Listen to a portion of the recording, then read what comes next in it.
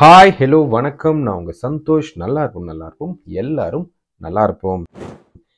இன்னைக்கு நம்ம இந்த வீடியோவில் பார்க்க போகிறது வந்து அண்டர்-19 இந்தியன் டீமோட ஒரு ஒரு சூப்பர்பான விக்ட்ரி செமிஃபைனல்ஸில் அண்ட் ஃபைனல்ஸுக்கு போயிருக்காங்க. தொடர்ந்து 5 வருஷமாக, அதாவது 5 எடிஷனாக, லாஸ்ட் 5 எடிஷனாக வந்து ஃபைனல்ஸ் போயிருக்காங்க. அதுக்கு என்ன மெயின் காரணம் அப்படின்றதும் பார்க்கலாம். டிராவிடோட ரோல் இதில் என்ன அப்படின்றதும் பார்க்கலாம். ஸோ டிராவிடை பற்றி பேசும்போது இந்தியன் சீனியர் கிரிக்கெட்டை பற்றியும் பேசணும். இந்தியா இங்கிலாந்து ஒரு ஒரு ஒரு மாபெரும் டெஸ்ட் நடந்துக்கிட்டு இருக்கு. நான் ஏன் அதை அவ்வளோ பெருசாக சொல்கிறேன்னா, கண்டிப்பாக இந்த டெஸ்ட் சீரீஸ் வரலாறில் ஒரு பெரிய இடத்த பிடிக்கும் அப்படின்னு நான் நம்புகிறேன். இந்த சீரீஸ் வந்து டெஸ்ட் ஹிஸ்ட்ரிக்கே வந்து ஒரு ட்ரெண்ட் செட்டிங்காக இருக்கும் அப்படின்றதும் நான் பெருசாக நம்புகிறேன். கண்டிப்பாக வந்து டெஸ்ட் கிரிக்கெட்டோட ஃப்யூச்சருக்கு வந்து சீரீஸ் வந்து ஒரு பெரிய ஒரு மைல் ஸ்டோனாக மாறும் அப்படின்றது நான் நம்புகிறேன். ஃபர்ஸ்ட் டெஸ்ட்டில் என்ன நடந்தது, செகண்ட் டெஸ்ட்டில் என்ன நடந்தது, தேர்ட் டெஸ்ட்டில் என்னெல்லாம் நடக்கலாம், இல்லை இந்த சீரீஸில் என்ன நடக்கலாம் அப்படின்றத அதை பற்றியும் பேசுகிறேன். அது இல்லாமல் அரவுண்ட் த வேர்ல்டு கிரிக்கெட்டை பற்றியும் பேசலாம். டிஎன்பிஎல் ஆக்ஷன் இன்றைக்கி நடந்துக்கிட்டு இருக்குது. ஸோ அதனால் உங்களுக்கு டேட்டு தெரிஞ்சிடும். ஸோ இன்றைக்கி நடந்துக்கிட்டு இருக்கு.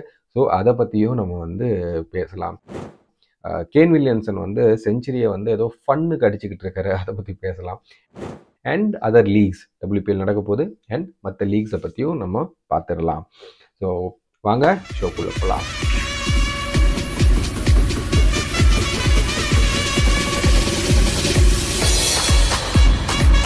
ஓகே, டு பிகின் வித் நம்ம வந்து இந்தியா சவுத் ஆஃப்ரிக்கா வந்து சவுத் ஆஃப்ரிக்காவில் அண்டர்-19 செமிஃபைனல் நம்பர் 1 விளாட்னாங்க நேற்று. ஒரு சூப்பர் கேம் அப்படி தான் சொல்லணும். Perfect cricket game. And under team வந்து இந்த கேம் இந்தியா வந்து ஜெயிக்கிறத வந்து ஒரு சூப்பரான ஒரு விஷயமா இருந்தது. ஏன் அப்படின்னா, இதுக்கு முன்னாடி மேட்ச் வரைக்கும் அவங்க வந்து கொஞ்சம் கம்ஃபர்டபுளாக ஈஸியாக வின் பண்ணிக்கிட்டே வந்தாங்க. இன்ஃபேக்ட் அவங்களோட ஆப்போனண்ட் வந்து 165 ரன்ஸுக்கு மேலே அடித்ததே கிடையாது. அந்த அளவுக்கு கம்ஃபர்டபுளாக வந்து ஜெயிச்சுட்டு தான் வந்திருக்காங்க. And almost, if I'm not wrong, almost எல்லா கேமும் இந்தியா பேட் ஃபர்ஸ்ட் வந்திருக்காங்க. அண்ட் தென் ஆப்போனண்ட்டை வந்து விளையாட விட்டுருக்காங்க. அப்படி தான் நடந்திருக்கு த்ரூ அவுட்டாக. வந்து நேற்று கேம், அதாவது செமிஃபைனல்ஸில் வந்து இவங்க டாஸ் ஜெயிச்சும் போலிங் எடுத்தாங்க அப்படின்னு தோணுது எனக்கு. இஃப் ஐம் நாட் ராங், அதுதான் நடந்தது. ஸோ அதுக்கப்புறம் என்ன நடந்தது அப்படின்னு பார்த்தீங்கன்னா, அவங்க வந்து ஸ்ட்ரகிள் பண்ணிக்கிட்டே அந்த மெயின் 2 பேட்ஸ்மேனை தூக்கிட்டாங்க. ஓப்பனர் வந்து சூப்பர்பாக விளையாடிக்கிட்டே தான் இருந்தார். அவர் ஆக்சிலரேட் பண்ண ட்ரை பண்ணும்போது ஒரு சூப்பர் கேட்ச். இந்த முருகன் அபிஷேக் அப்படின்ற அந்த பையனை பற்றி சொல்லி ஆகணும். வேற லெவல் ஃபீல்டிங் பண்ணுறாப்புல. எங்கே போனாலும் பால் அவரை தேடி வருது. பாஞ்சு பிடிக்கிறார். எனக்கு தெரிஞ்சு ஒரு 3 கேட்சை அப்சல்யூட்லி பிரில்லியன்ட் கேச்சஸ் எடுத்திருக்காரு, ஸ்டன்னர்ஸ் எடுத்திருக்காரு அப்படின்னு தான் சொல்லணும். நான் அதுக்கு முன்னாடி ஒன்று சொன்னேன் இல்லையா, அவரை எங்கே போனாலும் பால் அவரை தேடி வருது அப்படின்னு. இது வந்து நீங்கள் நல்லா நோட் பண்ணுங்கள். எல்லா பெஸ்ட் பிளேயர்ஸும், எல்லா பெஸ்ட் ஃபீல்டர்ஸுக்கும் நம்ம இதை சொல்லுவோம். ஏன் அப்படின்னா, பால் அவரை தேடி வர்றது கிடையாது. இந்தந்த ஃபீல்டர்ஸ் வந்து எங்கெங்கே நின்னா பால், இந்த ஒரு சுச்சுவேஷனில் எங்கே நின்னா நம்மகிட்ட பால் வரும்.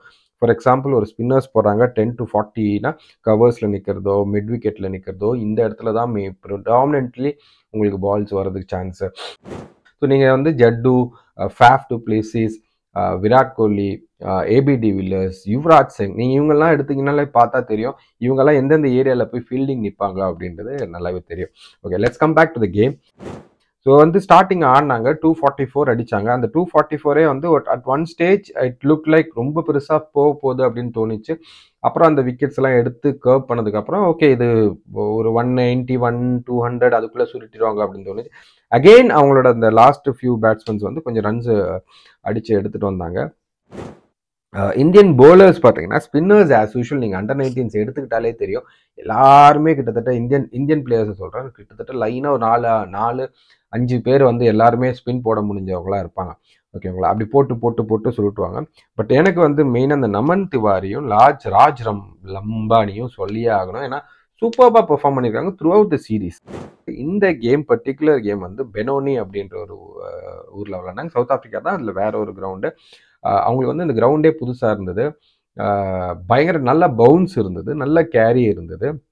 ஸோ அந்த அடாப்ட் பண்ணுறது அப்படின்றது கொஞ்சம் டிலே பண்ணாங்க, லேட் பண்ணிக்கிட்டாங்க அப்படின்னு சொன்னால் அது அவங்களோட சேஸில் கிளியராக தெரிஞ்சுது. அதாவது 244, 245 சேஸ் பண்ண போன இந்தியா ஃபர்ஸ்ட் பாலில் அவுட்டு. ஆதர்ஷ் சிங் அப்படின்னு நல்ல ஃபார்மில் தான் இருந்தாப்புல, நல்லா வந்து ஒரு பெரிய ஸ்கோர்லாம் அடிச்சிருக்காரு. ஃபர்ஸ்ட் பால்லே விக்கெட்டுன்னா வரும்போது அவங்களோட வந்து ஆட்டம் வந்து கொஞ்சம் அப்படியே ஆடி போயிடுச்சு. அதுக்கப்புறம் பார்த்தோன்னா தொடர்ச்சியாக விக்கெட் விழுந்துகிட்டே இருந்தது. 40க்கு, அதாவது 32க்கு 4 விக்கெட்டு போயிடுச்சு. சச்சின் தாஸ் அண்ட் நம்ம கேப்டன் உதய் சஹாரன். உண்மையிலே சொல்லணும், எனக்கு இந்த மேட்ச் பார்க்கும்போது யுவராஜ் சிங் கைஃப் ஆடுற மாதிரி தான் ஃபீல் இருந்தது. யுவராஜ் சிங் லெஃப்ட் தான், இவங்க 2 பேரும் ரைட்டு. பட் சூப்பர்பான ஒரு இன்னிங்ஸு. அந்த ஒரு மைண்ட் செட் வந்து இந்த கேமை வந்து லாஸ்ட் வரைக்கும் எடுத்துகிட்டு போகலாம், நம்மளால முடியும் அப்படின்றது வந்து வேற லெவல் கான்ஃபிடென்ஸை வந்து அவங்களுக்குள்ளே இருந்திருக்கு. அவங்களோட செல்ஃப் பிலீஃப் வந்து அட்ரோஷியஸ். ஒரு அண்டர் 19 கிட்ஸுக்கு வந்து இந்த அளவுக்கு செல்ஃப் பிலீஃப்னா அந்த அளவுக்கு அவங்க கேம்ஸ் ஆடி இருக்காங்கன்னு தான் அதை வந்து சொல்லணும்.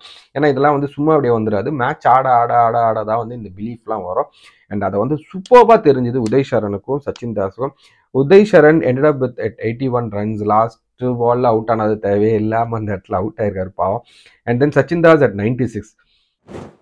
எனக்கு சச்சின் தாஸ் தான் மேன் ஆஃப் தி மேட்ச். ஏன் உதய் சஹாரனுக்கு கொடுத்தாங்கன்னு தெரியல. பட் 2 பேரோட இன்னிங்ஸும் இதுல இருந்து எடுக்க முடியாது.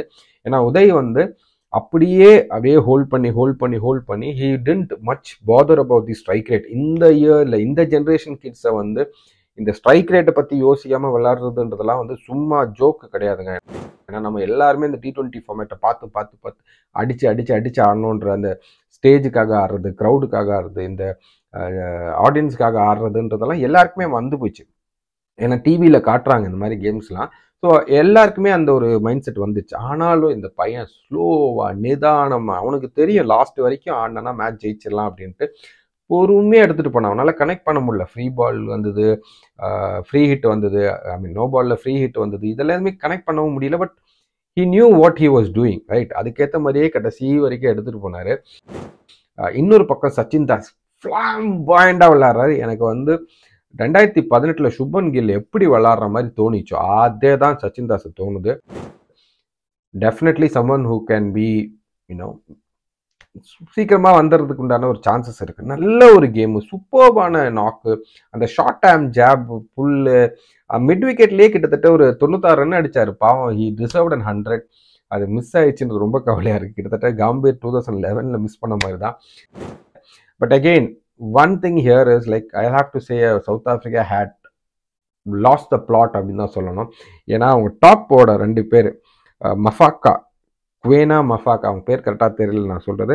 அப்புறம் வந்து லூஸ் அண்ட் நார்டன் வந்து நல்லா சூப்பராக போட்டுக்கிட்டு அந்த டைமில் அவங்கள அந்த 6 ஓவர் ஸ்பெல்லுக்கு அப்புறம் நிறுத்திட்டு அவங்கள வந்து 40th ஓவருக்கு அப்புறம் தான் எடுத்துகிட்டு வந்தாங்க. அதுக்கப்புறம் தான் அவங்க எடுத்துகிட்டு வந்து திரும்ப ஃபஸ்ட்டு பால்லே விக்கெட் வேற சச்சின் தாஸ் அவுட் ஆகிருக்காரு. ஸோ தெரியல. அகெயின் இது வந்து நிறைய இவங்களோட ரூல்ஸ்லாம் பார்த்தீங்கன்னா இங்கே முன்னாடியே சொல்லியிருப்பேன். ஸ்பெல்ஸ் இருக்குது. இங்கே இங்கிலாண்டில் வந்தாலும் பார்த்தீங்கன்னா, யூகேலாம் பார்த்தீங்கன்னா, நீங்கள் கவுண்டி கிரிக்கெட் ஆடுறது எது ஆடினாலும் இந்த ஏஜ் பசங்களுக்கு இவ்வளோ ஓவர்ஸ் தான் போடணும், அதுக்கப்புறம் அவங்க இவ்வளோ ஓவர்ஸ்க்கு அப்புறம் தான் வரணும் அப்படின்லாம் இருக்குது. இன்டர்நேஷ்னல் கிரிக்கெட்டில் அது கிடையாது. இவங்க அது யோசிச்சிட்டாங்களா என்னன்னு தெரியல. ஏன்னா நடுவில் இந்த பார்ட்னர்ஷிப் போகிறதுக்கு முன்னாடியே ஒரு 2 ஓவரோ 1 ஓவர் அவங்கள கொண்டு வந்து விக்கெட்டுக்கு ட்ரை பண்ணி இருந்திருக்கலாம். ட்ரையே பண்ணலை அப்படின்றது ரொம்ப கஷ்டமாது. ராஜ் லிம்பானியோட ஒரு 6 ஒரு 4 ஆபே எல்லாருமே வந்து ப்ரெஷர் கொடுத்த டைமில் அசால்ட்டாக வந்து அப்படி ஒரு ஃப்ளிக் அடிச்சு 6 அடிச்சார். ஃபர்ஸ்ட் பால் அவர் ஆடின ஃபர்ஸ்ட் பால்லையே. ஸோ மேட்ச் லாஸ்ட் பால்லேயே வந்து அவர் தான் 4 அடித்து மேட்சை முடிச்சு கொடுத்தாரு. முருகன் அபிஷேக் எந்த அளவுக்கு ஃபீல்டிங்கில் பாராட்டினோமோ அவரோட அந்த ரன் அவுட் வந்து ரொம்ப கேஷுவல். அது ஒரு அண்டர் 19 கிட்டுக்கு பெரிய தப்பான ஒரு விஷயம். நெக்ஸ்ட் நாளைக்கு வந்து ஆஸ்திரேலியா அண்ட் பாகிஸ்தான் வந்து அவங்க செகண்ட் செமிஃபைனல்ஸ் விளாட்றாங்க. ரொம்ப இன்ட்ரெஸ்டிங்காக இருக்க போகுது. ஏன்னா யார் வந்தாலும் இந்தியாவுக்கு கொஞ்சம் டஃப்பாக தான் இருக்கும். Pakistan is having amazing bowling lineup. எப்படி இருக்க போகுதுன்றது ஐ எம் ஈகர்லி வெயிட்டிங். ஏன்னா இந்த மாதிரி ஒரு பவுன்சி பிச்சில் அவங்க பவுலிங் அட்டாக் வேறு லெவலில் இருக்குது. அதாவது இப்போ இங்கே இருக்கிற சீனியர் அட்டாக் எப்படி இருக்கானுங்க அதே மாதிரி இருக்குது அவங்களுக்கு. ஐ மீன் இந்தியா அண்ட் பாகிஸ்தான் இவங்க 2 டீம் மட்டும்தான் இது வரைக்கும் ஒரு கேம் கூட தோக்காமல் வந்திருக்காங்க. ஸோ டெஃபினட்டாக வந்து I would say Pakistan might be a good choice to play the finals. அப்படி தான் நடக்கும் அப்படின்னு தோணுது. இன்னொரு பக்கம் இந்தியா வந்து லாஸ்ட் 5 எடிஷனாக வந்து ஃபைனல்ஸ்க்கு வந்துக்கிட்டு இருக்கு. அதில் வந்து ராகுல் டிராவிடோட ஒரு இம்பேக்ட் என்ன அப்படின்றதுன்னு சொல்கிறேன். ஏன்னா ராகுல் டிராவிட் வந்து 2015-16 வந்து இந்த அண்டர் 19 செட்டப்புக்குள்ளே போகிறாரு. நான் அண்டர் 19 செட்டப் எடுத்துக்கிறேன். இன்ஃபேக்ட் அப்போவே வந்து சீனியர் செட்டப்பில் கூப்பிடும்போது இவர் இல்லை நான் அண்டர் 19 செட்டப் எடுத்துக்கிறேன் அப்படின்னு சொல்லி போனவர். அப்படி போனவர் என்ன பண்ணார் அப்படின்னா நிறைய விஷயத்த உள்ளே மாற்றுறாரு. ஃபர்ஸ்ட் விஷயம் வந்து என்னன்னா செலெக்ஷன்ஸை மாத்திரம் தனியாக ஒரு செலக்டர்ஸை வச்சு அந்த செலக்டர்ஸை வந்து ஜோன் லெவலில் பிரித்து தனித்தனியாக போய் எல்லா இடத்துலையுமே எல்லா ஊர்லேயும் போய் பார்க்கணும் அப்படின்றாரு. இன்னொரு பக்கம் மெயின் இம்பார்ட்டண்ட்டாக அவர் என்ன பண்ணாரு அப்படின்னு பார்த்தீங்கன்னா ஒரு வேர்ல்டு கப் விளையாடினவங்கள இன்னொரு வேர்ல்டு கப் விளையாடக்கூடாது அப்படின்னு இருக்காரு. ஸோ நிறைய அதுக்கு முன்னாடி இப்போ சர்ஃப்ராஸ் கானே எடுத்தீங்கன்னா 2 வேர்ல்டு கப் விளையாடி இருப்பாரு. இன்ஃபேக்ட் வாஷிங்டன் சுந்தர் நினைச்சிருந்தாருன்னா 2வது வேர்ல்டு கப் ஈஸியாக விளையாடி இருப்பாரு. பட் அவர் ஏன்னா 2வது வேர்ல்டு கப் ஆடும்போது அவருக்கு வெறும் 17 வயசு தான். பட் அதுக்குள்ளேயும் அவர் வந்து இந்தியாவுக்கே டெபியூட் பண்ணிட்டாரு. So he is lucky. So அந்த மாதிரி இந்த மாதிரி ஒரு சில ரூல்ஸ் எல்லாம் கொண்டு வந்தாரு. 2 வேர்ல்டு கப் விளையாட வேண்டாம். அண்ட் இன்னொன்று பெரிய ஒரு என்ன கொண்டு வந்தாருன்னா மென்டல் சேஞ்சை கொண்டு வந்தார் பசங்களுக்குள்ள. இதை பாருங்க பசங்களா, நீங்க வந்து இங்க வந்து ஜெயிக்கிறதுக்காக நீங்க விளையாடாதீங்க, என்ஜாய் பண்ணுங்க, கேமை என்ஜாய் பண்றதுக்காக. ஏன்னா அவரோட நிறைய இந்த பேட்டியெல்லாம் பார்த்தோன்னா சூப்பர்பா இருக்கும். பசங்க வந்து இப்போ வந்து கேமை வந்து என்ஜாய் பண்ணணும். அண்ட் இங்க வந்து விளையாடி பெரிய ஸ்டார் ஆகி திரும்ப உடனே உங்களுக்கு வந்து இன்டர்நேஷ்னலில் பெருசாக அச்சீவ் பண்ணிடலாம் அப்படின்ற எண்ணத்தோட வராதிங்க. இது வந்து ஒரு பேபி ஸ்டெப்பு தான். இதுக்கப்புறம் நிறைய ஸ்டெப்ஸ் நீங்கள் எடுத்து வைக்கணும். அப்போ தான் வந்து இதுலேருந்து அந்த டிரான்சிஷன் வந்து சூப்பர்பாக இருக்கும். அந்த மாதிரி நிறைய வந்து அட்வைசஸாக இருக்கட்டும், ஒரு ரோல் மாடல் மாதிரி நின்று பக்காவாக நிறைய அட்மினிஸ்ட்ரேட்டிவ் வைஸில் நிறைய சேஞ்சஸை கொண்டு வந்தது தான் இன்னைக்கு இந்தியா அண்டர் 19 இருக்கட்டும், இந்தியா சீனியர் இந்தியாவாக இருக்கட்டும். எனக்கு நல்லா ஞாபகம் 2019 வேர்ல்டு கப் இந்தியா தோத்தப்பே நான் ஒரு வீடியோ போட்டிருப்பேன். அதுலேயே வந்து ரொம்ப கிளியராக சொல்லியிருப்பேன் இந்த மாதிரி டிராவிடோட டீமாக தான் இருக்க போகுது 2023 அப்படின்றது. அதுக்கேற்ற மாதிரி தான் இருந்தது. அன்ஃபார்ச்சுனேட், அதை பற்றி நம்ம பேச வேண்டாம். டு பி வெரி ஃப்ராங்க், இந்த 5 வருஷத்தில் 2016 இருக்கட்டும், 2018 இருக்கட்டும், 20 இருக்கட்டும், 22 இருக்கட்டும், இந்த 24 சீசன் மட்டும்தான் ஹோப்பே இல்லாமல் போகுது. அதாவது டு பி வெரி ஹானஸ்ட், பெரிய ப்ரெஷர் கிடையாது. இவங்க ஜெயிச்சிருவாங்க அப்படின்னு நம்பிலாம் போகல. இதுக்கு முன்னாடி 4 வருஷமும் வந்து இந்த டீம் கண்டிப்பாக ஜெயிச்சிருவாங்கன்னு நம்பிக்கையில் தான் போனாங்க. 2 வருஷம் அதில் விட்டாங்க, 2 வருஷமும் ஃபைனல்ஸில் விட்டாங்க ரிஷப் பண்ட், இஷான் கிஷன் டீமும். ஆனால் எனக்கு தெரிஞ்சு இது இருக்கிறதுலே பெஸ்ட் டீம் அப்படின்னா 2018 பேட்ச் தான். நீங்கள் சொல்லுங்கள், உங்கள் கமெண்ட்ஸில் போடுங்க. இது வரைக்கும் நம்ம இதில் வந்து பெஸ்ட் பேட்ச் இது. ரொம்ப கஷ்டமானது தான். ஏன்னா 2000 இருக்கட்டும், 2008 இருக்கட்டும், 12 ஜெயிச்சிட்டாங்க. பட் இருந்தாலும் வந்து அவங்க பெரிய ஒரு டீம் இந்தியாவை ரெப்ரசன்ட் பண்ண அதுலேருந்து நிறைய பேர் இல்லை. ஸோ 2016, 2018, இன்ஃபேக்ட் 2020, 22 கூட பெட்டர் டீம் தான். ஆனால் இந்த 3 டீம் பெஸ்ட்டுங்க. 2000, 2008, 2016 16 and 18 இந்த 4 டீமுமே நல்லா தான் இருக்கும். எது பெஸ்ட் டீம்னு நீங்கள் நினைக்கிறீங்கன்றதை கமெண்ட்ஸில் போடுங்க. Okay, so now let's jump in to India and England series. Come on, jump.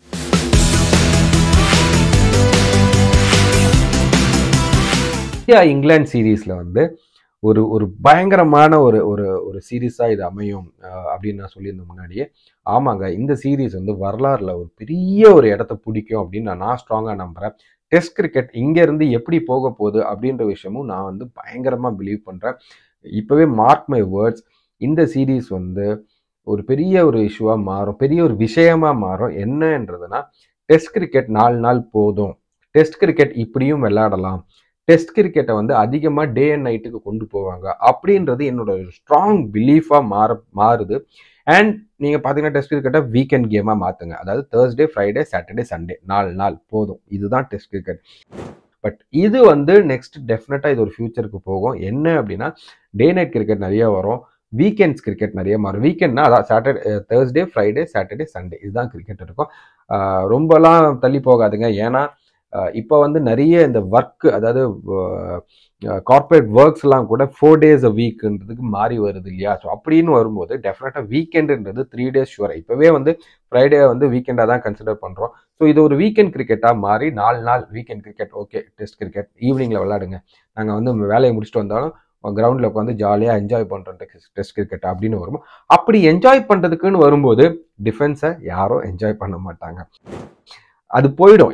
இப்போ இருக்க வரைக்கும் தான் வந்து டெஸ்ட் கிரிக்கெட்டாக சூப்பராக இருக்கும் அப்படின்னா, எண்ட் ஆஃப் த டே கிரிக்கெட்டில் அது டெஸ்ட் கிரிக்கெட்டாக இருந்தால் இருக்கட்டும், ஓடிஐயாக இருக்கட்டும், இல்லை T20 இருக்கட்டும், வின்னர்ஸ் எப்படி தெரியப்படுதுன்னா, எப்படி வந்து வின்னர்ஸ் இவங்க வின்னர் அப்படின்னு சொல்கிறாங்கன்னா, இந்த டீம், அதாவது டீம் ஏவோட டீம் பி அதிகமான ரன்ஸ் அடித்தா இவங்க வின்னர்ஸ். அதுதான் வந்து கணக்கு.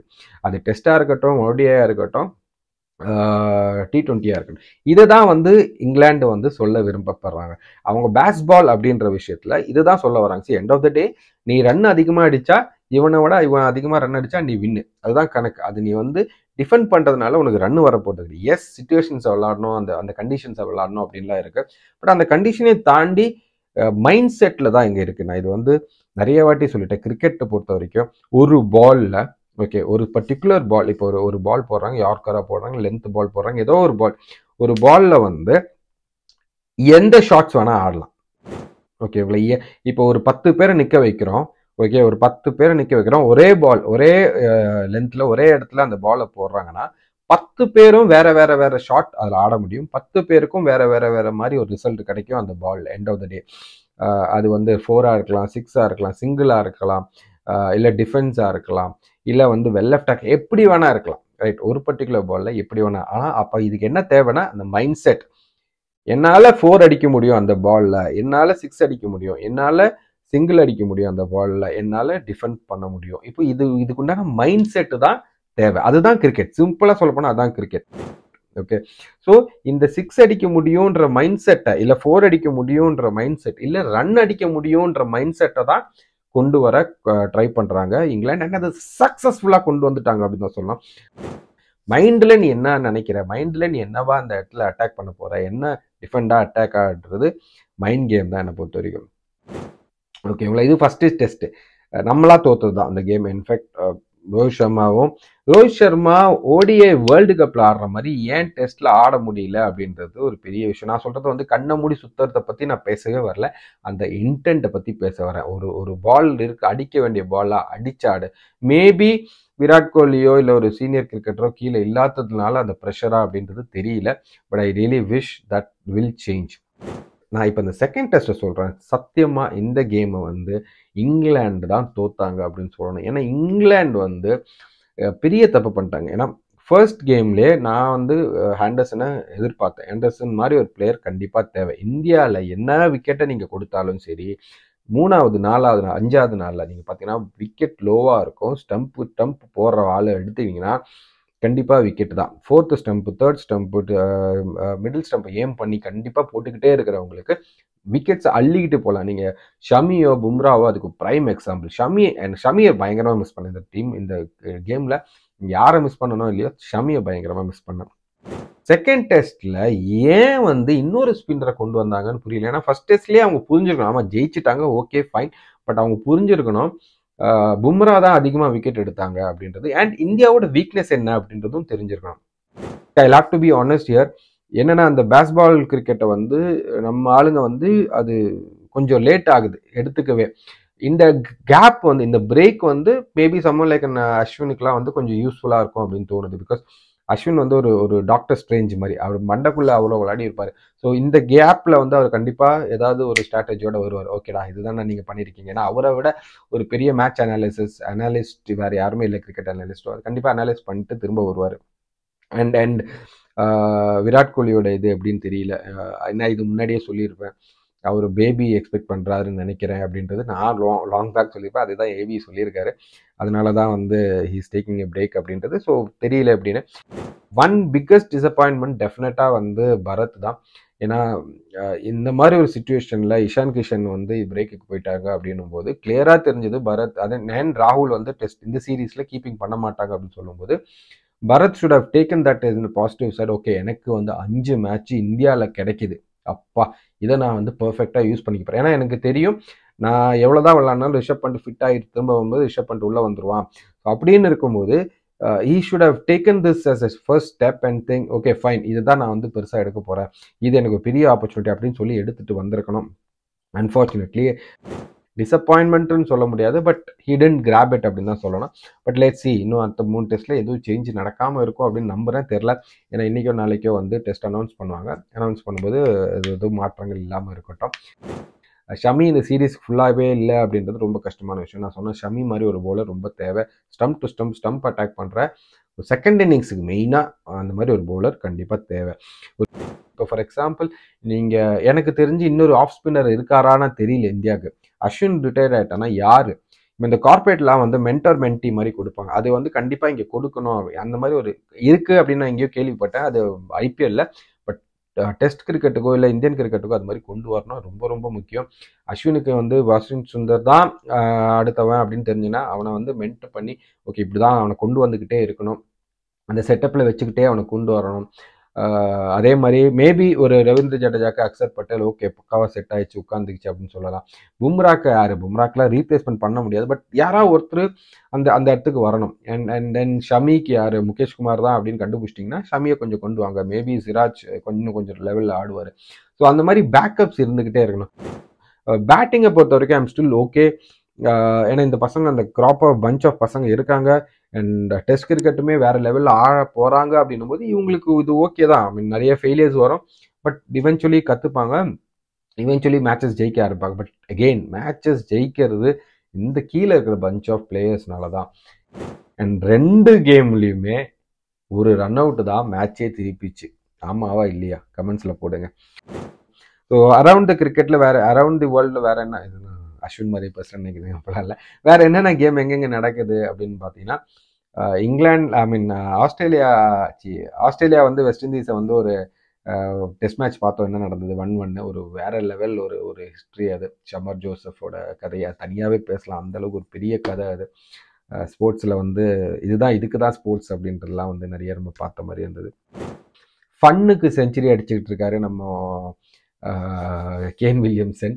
அந்த ஃபேப் 4ல் வந்து லாஸ்ட் ஒரு 3 இயர்ஸோட ஸ்டாட்டிஸ்டிக்ஸ் காமிச்சாங்க. இஷ்டத்துக்கு செஞ்சுரி அடிச்சிட்டு இருக்காங்க. நம்மளால வந்து கொஞ்சம் கம்மியாக தான் இருக்காப்புல. 2 செஞ்சுரி தான் அடிச்சிருக்காரு அந்த 3 வருஷம் கேப்பில். Let's see what's is happening. ஒரு இன்ட்ரெஸ்டிங்காக தான் போய்கிட்டு இருக்கு. அந்த சீரீஸை வந்து ஈஸியாக ரேப் பண்ணிட்டாங்க. ஏன்னா நீங்களே தெரியும் அந்த ரேப் பண்ணிவிடுவாங்க. ஏன்னா அந்த சீரீஸில் வந்து சவுத் ஆஃப்ரிக்கா வந்து ஒரு டெஸ்ட் கேப்டன், ஓகேங்களா, டெஸ்ட் டீமில் கேப்டனே வந்து டெபியூ பண்ணுறாரு அப்படின்னும் போது அப்படி தான் இருக்குது. ஏன்னா அவங்க வந்து ஃபோக்கஸ்ஃபுல்லாக எஸ்ஏ T20 நடக்கிறதுல அங்கே தான் ஃபோக்கஸ் பண்ணியிருக்காங்க. டிஎன்பியில் நிறைய குட் பைஸ் இருக்குது இந்த வாட்டியும். Very happy for all the players. சின்ன பிளேயர் எங்கேயோ இது கிராமத்துலேயே மூலையிலே விளையாடிட்டு இருப்பாங்க. அவங்கெல்லாம் வந்து எனக்கு வந்து இந்த டிஎன்பிஎல் வந்து அஸ்வினுக்காக இந்த டிஎன்பிஎல் டேட்ஸை ஃபிக்ஸ் பண்ணுறாங்களா அப்படின்றது தெரியல. But very very very happy to see Ashwin the way that he is trying to contribute to Tamil Nadu cricket, TNCA கிரிக்கெட்டுக்கு. வேறு லெவல் ஃபீல்டு அதெல்லாம். All the best for all the players who been picked, not been pick பெரிய விஷயம் கிடையாதுங்க. Keep continue playing, enjoy பண்ணுங்கள், ஹாப்பியாக இருங்க. That's why we play cricket. That's why we love this game. Let's catch up because இதுக்கப்புறம் வந்து இந்தியாவோட summer வரும்போது, இந்தியாவோட சம்மர் அப்படின்னாலே நிறைய கிரிக்கெட் அளவுக்கு மீறின கிரிக்கெட்டாக இருக்கும். தெக்கட்டுற அளவுக்கு கிரிக்கெட் இருக்கும். வேற எதுவும் இல்லை. ஐபிஎல் வருது. ஸோ இதெல்லாமே வந்து நம்ம சேனலில் வந்து கேட்சப் பண்ணுங்கள். இது வரைக்கும் நம்ம சேனலை சப்ஸ்கிரைப் பண்ணலன்னு தயவு செஞ்சு சப்ஸ்கிரைப் பண்ணுங்கள். இதுக்கப்புறம் நிறைய ஸ்போர்ட்ஸ் நியூஸஸ் வரப்போகுது. அண்ட் அதில் வந்து நான் எப்படி இங்கே யூகேக்கு வந்தேன், யூகேக்கு எதுக்காக வந்தேன், கிரிக்கெட்டுக்கும் யூகேக்கு வந்ததுக்கும் என்ன சம்மந்தம், அந்த மாதிரி விஷயத்தில் தான் பேசுகிறேன். அண்ட் கிரிக்கெட்டில் யூகேக்கு நீங்கள் எப்படி வந்து கிரிக்கெட் விளாட்லாம், நான் இங்கே வந்து எப்படி கோச்சாக இருக்கேன், நீங்கள் இப்போ இங்கே வந்து கோச்சாக இருக்கணும்னா எப்படி இருக்கலாம், என்ன பண்ணணும் அதுக்கு, அண்ட் யூகேக்கு வந்து நீங்கள் கிரிக்கெட் விளாடணும்னா அதுக்கெல்லாம் என்ன பண்ணலாம். ஸோ அந்த மாதிரி எல்லா இன்ஃபர்மேஷன்ஸும் வந்து நான் வந்து உங்களுக்கு இன்ஃபார்ம் பண்ணுறேன். அடுத்தடுத்த வீடியோஸில் இதெல்லாம் வருது. தயவு செஞ்சு சேனலை சப்ஸ்கிரைப் பண்ணி ஸ்டே டியூன் பண்ணுங்கள். தேங்க்யூ. வரட்டா. நல்லா இருக்கும். எல்லாரும் நல்லா இருப்போம். பாய்.